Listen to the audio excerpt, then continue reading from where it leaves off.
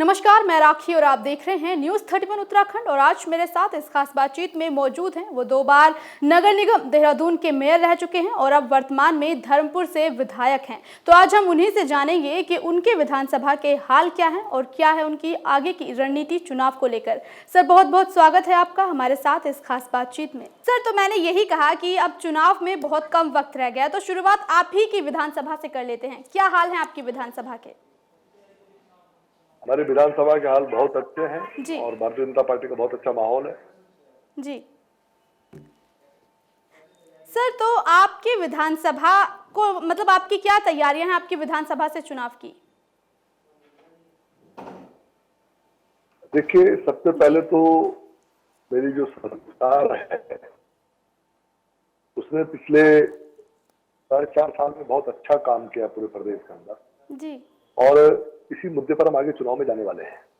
आप देख सकते हैं कि चुनावी मोड जो है अब वो हर एक पार्टी में देखने को मिल रहा है और हर पार्टी अपनी तैयारियों में जुटी हुई है, जोरों शोरों से चुनाव की तैयारियों में लगी हुई है। उसी के मद्देनजर अब बीजेपी की जो है जन आशीर्वाद रैली जो है काफी ज्यादा तीव्रता पकड़ रही है और वो लोगों से आशीर्वाद ले रहे हैं कि 2022 के चुनाव में भी वो पूरे विधानसभा की 70 में से 60 सीटों पर जो है वो परचम लहरा सकें। और बीजेपी की पूरी यही कोशिश है कि वो 70 में से 60 सीटों पर अपना जो है मोहर लगा ले, अपना जो है ठप्पा वो लगा दे। और इसमें कोई भी कोर कसर बीजेपी नहीं छोड़ रही है और बीजेपी का पूरा यही वो है कि मोटिव की 2022 में वो जिस तरह से उन्होंने 57 सीटें जीती थी 2017 के चुनाव में, वैसे ही 2022 के चुनाव में वो पूरी की पूरी 70 में से 60 सीटों पर अपना कब्जा करे। और उस कब्जे को पाने के लिए अब बीजेपी कोई भी कोर कसर नहीं छोड़ रही है। बीजेपी पूरी तरीके से तैयार है कि वो अब बीजेपी कैसे एक बार फिर से उत्तराखंड में वापसी करे। इस चीज को लेकर बीजेपी की तैयारियां जो हैं जोरों शोरों पर हैं। और हमारे साथ एक बार फिर से विधायक साहब जुड़ गए हैं, हम उनसे जानने की कोशिश करेंगे चुनाव को लेकर क्या तैयारियां हैं उनकी। देखिए, चुनाव को लेकर हमारी तैयारी है जी। और हम लोग लगातार काम कर रहे हैं। आपने देखा कि पिछले 4.5 साल में हमारी सरकार ने बहुत बेहतर काम किया है, पूरे प्रदेश को विकास को आगे ले गए हैं। जी।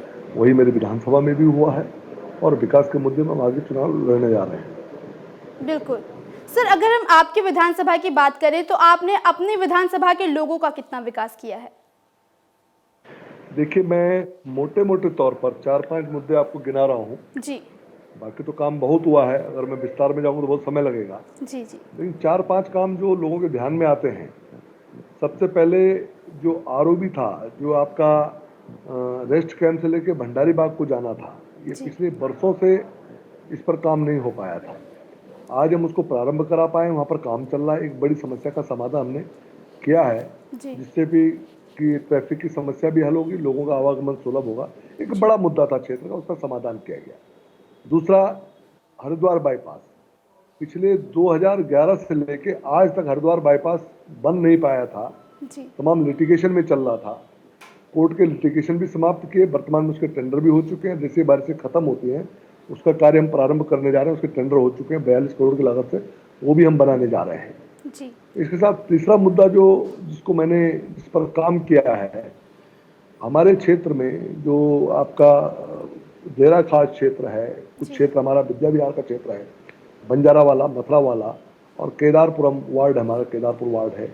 ये जो हिस्सा है, इस पूरे में 450 करोड़ की लागत से सीवर लाइन का कार्य प्रारंभ हो रहा है। उसमें सड़कों का निर्माण भी होना है, ड्रेनेज सिस्टम भी बनना है, पेयजल की व्यवस्था भी होनी है।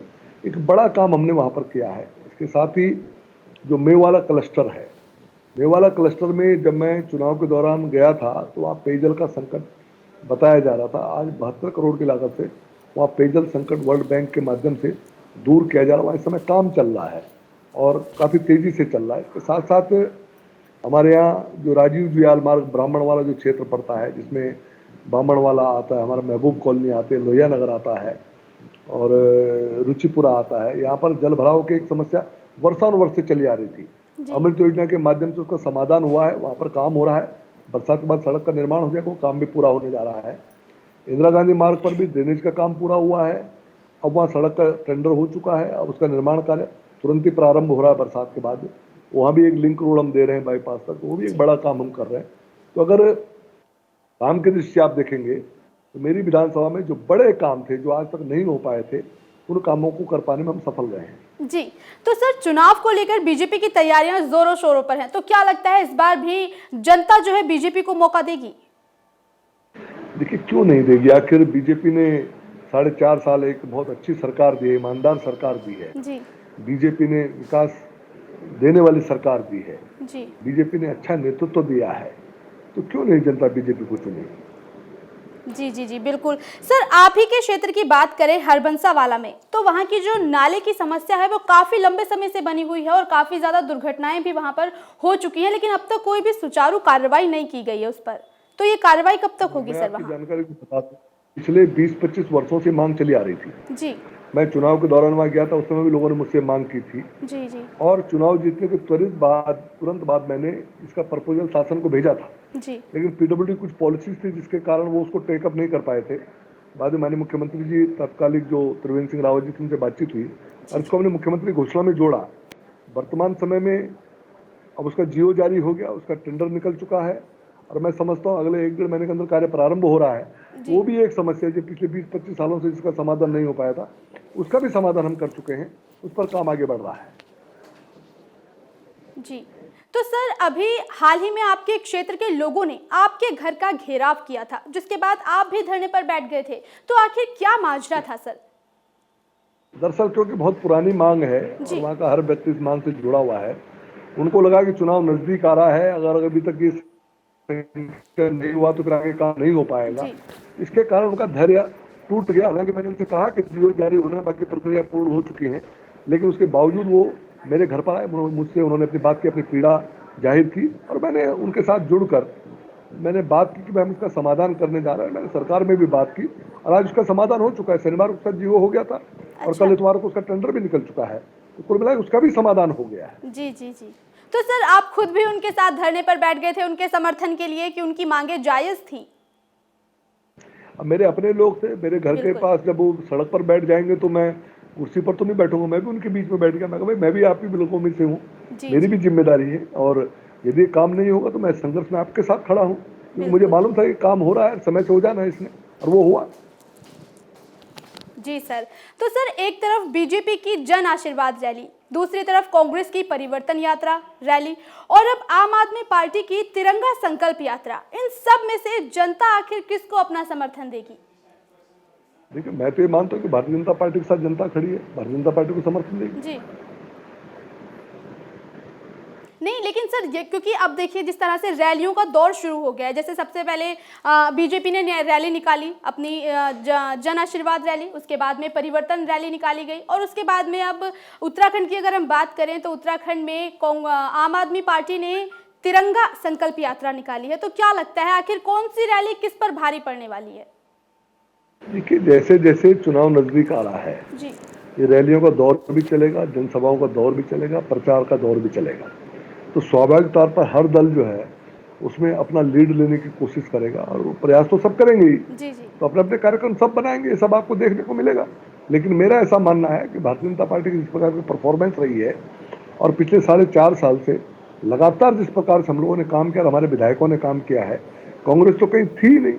अब इस कोरोना काल में तो कांग्रेस कहीं दिखी ही नहीं। आज जब जीवन बचाने का संकट सब पर खड़ा था तो भारतीय जनता पार्टी अकेली पार्टी है जो मैदान में थी। और इस समय वैक्सीनेशन के कार्यक्रम चल रहे हैं, उसमें हम लोग लगे हुए हैं। 80 करोड़ लोगों पूरे देश के अंदर मुफ्त राशन की व्यवस्था की जा रही है ताकि लोगों को कोई खाद्यान्न संकट न हो। इस तरह की बड़ी बड़ी योजनाएं हम लोगों ने चलाई है, लोगों का ध्यान रखा है। और जब लोगों का ख्याल रखा जाना था तब कांग्रेस कहीं थी नहीं। तो आज कांग्रेस अगर वोट मांगे तो लोग उनसे ये भी तो कहेंगे भाई, जब हम मर रहे थे, जब हमें परेशानियां हो रही थी, तब आप कहाँ थे? ये जी सवाल जी किया जाएगा। मैं अपनी विधानसभा को लेना चाहता हूँ, मेरी विधानसभा में 4.5 साल से कांग्रेस है कहाँ? सड़क नाली पुलिया से लेकर और कोरोना की महामारी तक हमको जी लगातार जूझना पड़ रहा है। हम लगातार क्षेत्र में बने हुए हैं, लगातार काम कर रहे हैं। कांग्रेस कहाँ है? अब चुनाव में वोट मांगने आएंगे लोग, सवाल तो करेंगे ना, उनसे जवाब तो बिल्कुल। मांगेंगे ना। सर आने वाले जो अब चुनाव हैं उनको देखते हुए आम आदमी पार्टी भी काफ़ी ज़्यादा चुनाव को लेकर सक्रिय हो गई है। ऐसे में कल आम आदमी पार्टी में जो वहाँ अरविंद केजरीवाल जी ने हल्द्वानी का दौरा किया था और इस दौरान 6 घोषणाएं की, तो क्या लगता है ये 6 घोषणाएं कांग्रेस और बीजेपी पर कितनी भारी पड़ सकती हैं? देखिए, अरविंद केजरीवाल ने जो कहा उस पर मीडिया ने ही क्रॉस क्वेश्चनिंग की है जी और उनके कहे पर प्रश्न खड़े किए हैं कि जो वो कह के गए हैं वो उत्तराखंड के संदर्भ में व्यवहारिक नहीं है और वो सब चीज़ें उन्होंने कभी दिल्ली में लागू नहीं की जो उत्तराखंड में बात करके गए हैं। तो अरविंद केजरीवाल खुद मीडिया ट्रायल पर हैं, तो अरविंद केजरीवाल की बात करने कोई औचित्य नहीं बनता, वो खुद मीडिया ट्रायल पर है। पहले हमारे मीडिया को संतुष्ट कर ले तब बाकी लोगों से बात करें। सर, तो आने वाले चुनाव में आप आम आदमी पार्टी को कहां पर देखते हैं? देखिए, आम आदमी पार्टी कांग्रेस की समस्या है, भारतीय जनता पार्टी की समस्या नहीं। जी सर, तो आपके विधानसभा के ऐसे क्या मुद्दे होंगे जिन्हें लेकर आप जनता के बीच में जाएंगे? आखिरी सवाल सर। मैंने कहा ना जी 4-5 जो बड़े मुद्दे थे उनका समाधान मैंने इस समय किया है जी उसके साथ साथ लगातार विकास कार्य वहाँ पर चल रहे हैं। तो हमने जो 4.5 साल में जो मेरी सक्रियता रही है, जो बड़े इशूज थे जिनका समाधान मैंने किया है, जी आगे के जो मेरे एजेंडे जो काम बाकी रह जाएगा उसको मैंने पाइपलाइन में किया हुआ है, उन कामों को पूरा करने का मेरा एजेंडा रहेगा। ये सारे विषय मेरे पास हैं और मात्र यही नहीं कि मैं विधानसभा से विधायक हूँ, मैं 2 बार यहाँ मेयर भी रहा हूँ, पहले चेयरमैन भी रहा हूँ। मेरा बहुत लंबा समय रहा है देहरादून में काम करने का, वो भी सारी चीज़ें उससे जुड़ेंगी और मैं समझता चुनाव बहुत अच्छा रहेगा और कांग्रेस इस समय खड़ी होने की स्थिति में भी नहीं रहेगी, जो मुझे लगता है। चलिए सर, बहुत बहुत शुक्रिया अपना इतना कीमती वक्त हमारे साथ इस खास बातचीत में देने के लिए। सर बहुत शुक्रिया। तो मैं बहुत बहुत धन्यवाद करना चाहूंगी विनोद चमोली जी का, जिन्होंने अपना इतना कीमती वक्त हमारे साथ हमारी इस खास बातचीत में दिया और उन्होंने अपनी चुनाव की जो आगे की तैयारियां हैं वो भी हमें बताई और किस तरीके से उन्होंने कहा कि भाई कांग्रेस पर जिस तरीके से उन्होंने तंजिया लहजे में सारी बात रख दी कि 4.5 साल में कांग्रेस कहीं नजर नहीं आई और अब जैसे ही चुनाव नजदीक हैं तो वो वापस आ रहे हैं जनता के सामने, जनता को लुभाने की कोशिश कर रहे हैं। लेकिन जनता अभी बेवकूफ नहीं रही है, जनता जागरूक हो गई है और जनता इन सब बातों को जानती है। खैर, अब ये तो आने वाला वक्त ही बताएगा कि चुनाव में आखिर किसकी जीत होती है। आप देखते रहिए न्यूज़ 31 उत्तराखंड। नमस्कार। उत्तराखंड से जुड़ी तमाम खबरों को देखने के लिए हमारे चैनल को सब्सक्राइब करें और बेल आइकन दबाना ना भूलें।